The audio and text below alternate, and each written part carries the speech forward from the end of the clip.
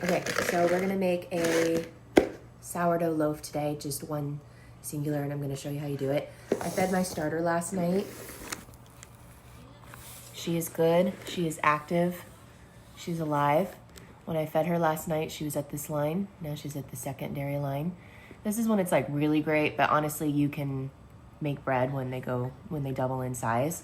You want that really good smell, like sour smell. You want those like active bubbles. So this is what you're gonna use to make sourdough bread. So what we're gonna do is we're gonna auto-lease first. So I'm gonna do just bread flour and water in this bowl. So I'm gonna show you how to do that.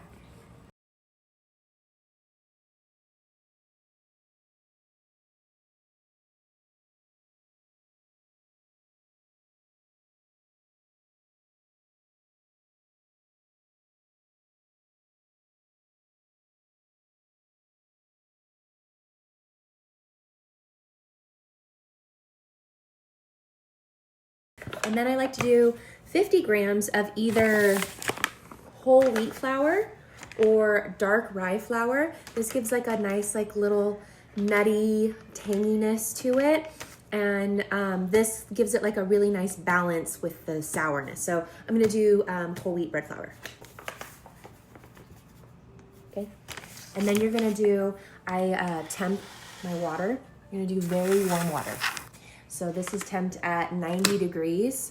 So I try to keep it between 85 and 95 degrees. And we're gonna do 76% hydration, which is gonna be, let's see. What is 76% of 450? So 342 grams of warm water, but we're gonna leave out 10 grams when we add the salt and the starter to it later. So we're gonna do 332 right now in this. 332. Okay. You're gonna mix this. You're gonna cover it with a towel, tea towel. Don't use one of these kinds, the fibers, because it will stick to the dough when it rises.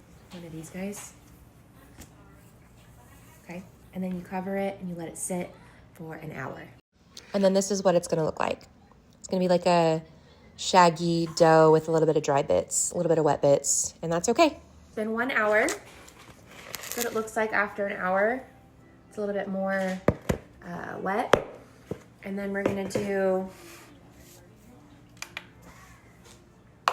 10 grams of warm water. And I measure this separately in case I go over, because it comes out real fast. And then we're gonna do 10 grams of salt. We're gonna add the salt. 10 grams. We're gonna add the water. 10 grams. We're just kind of like knead it in a little bit like that. Okay. And then 100 grams of starter.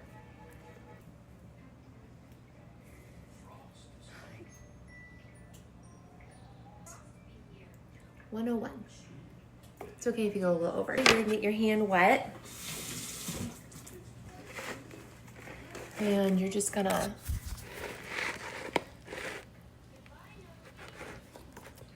kind of like knead it in.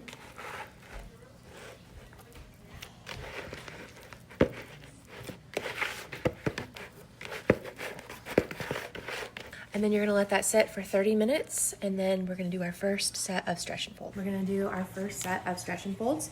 You get your hand wet, and you're going to pull the dough up till it gives you tension, and then you're gonna fold it over. Pull, fold over. And you're gonna do that on all sides of the dough.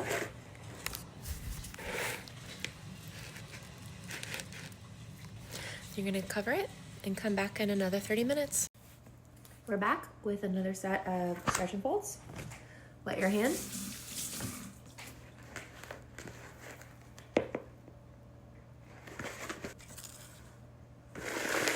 Come back in another 30 minutes.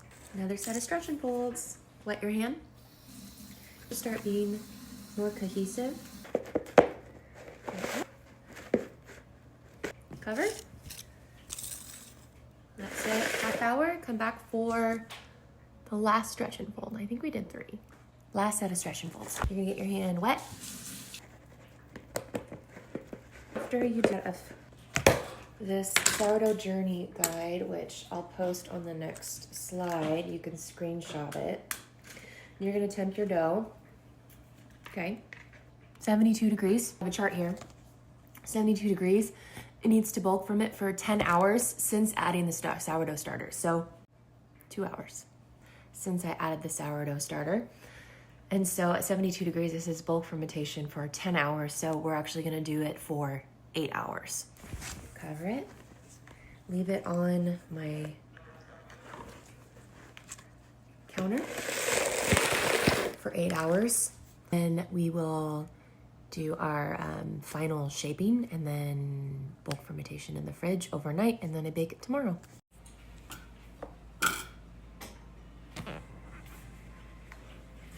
So when it's done with the bulk fermentation, you'll see visible bubbles.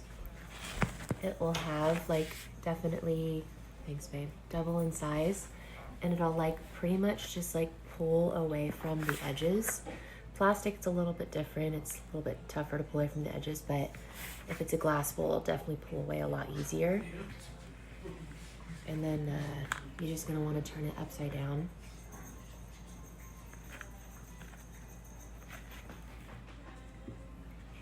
And it should come out pretty clean. That's a good indication of it being fermented the right way. I'm gonna lightly stretch this out. Make sure not to like mess with those air pockets too much, because it'll give you a nice crumb. Okay, so just kind of stretch it out like this. It was so funny. I fold it into thirds like that. There's one guy. Let me get my banneton ready. Rice flour. Screaming, buzzing. I don't know what does it for.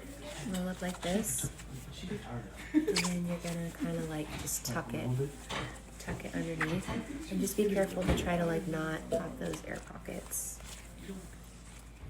The more we get together. So you're just gonna kind of create tension in the dough, I need to learn this part. and then, oops, you're gonna see all of these like little visible, like little air pockets that are in here.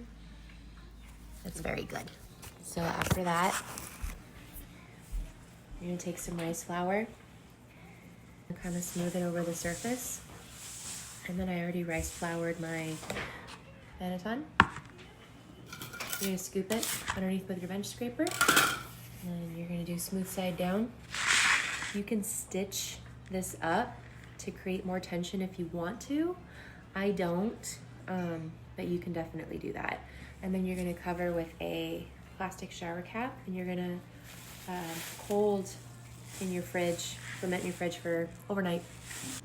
Good morning. Well, yep, it's still morning. It's 11. We're gonna bake our sourdough from last night. She rose a little bit more. You can see that. She was a little bit more in the cold proof. She is firm, but a little bit jiggly. It's pretty good. So we're gonna turn her over on some parchment paper. And then I also preheated my Dutch oven in my oven at 500 degrees. And I preheated it for about 30, maybe even 40 minutes, just to make sure it gets really, really hot with the lid on and the rice out. And then, yeah, we're gonna put it in there. 2 pieces.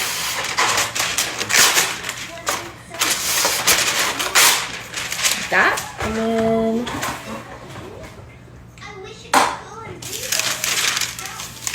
I'm gonna turn her over. You can do more rice flour to make sure that your scoring and your decorative scoring turns out. This is for us, so I don't really need to do. Boop. And then we're gonna. And when you slice through for scoring, you're gonna wanna do just like the skin layer, and you're gonna wanna do it at an angle. So I just do a couple slashes. You don't need to go as deep. You just barely graze the surface. You can see that. You just barely graze the surface. and then see how that one is much deeper. All right, so hopefully you got that. And then I'm gonna do a little bit of rice in my Dutch.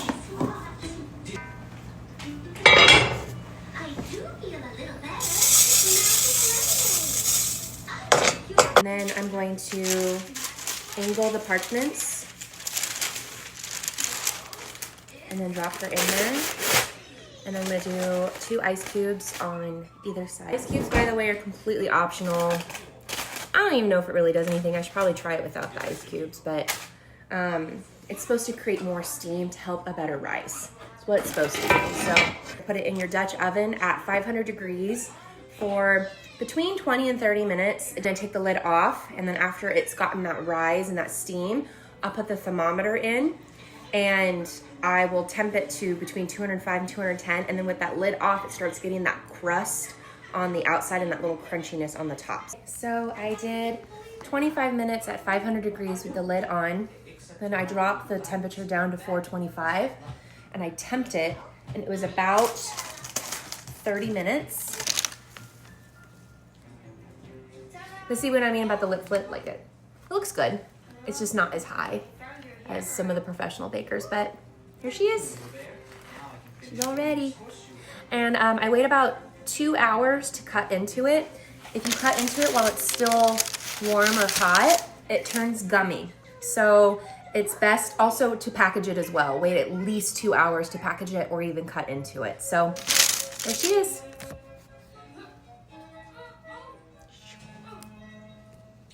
And I forgot to mention, make sure you cool her on a wire rack.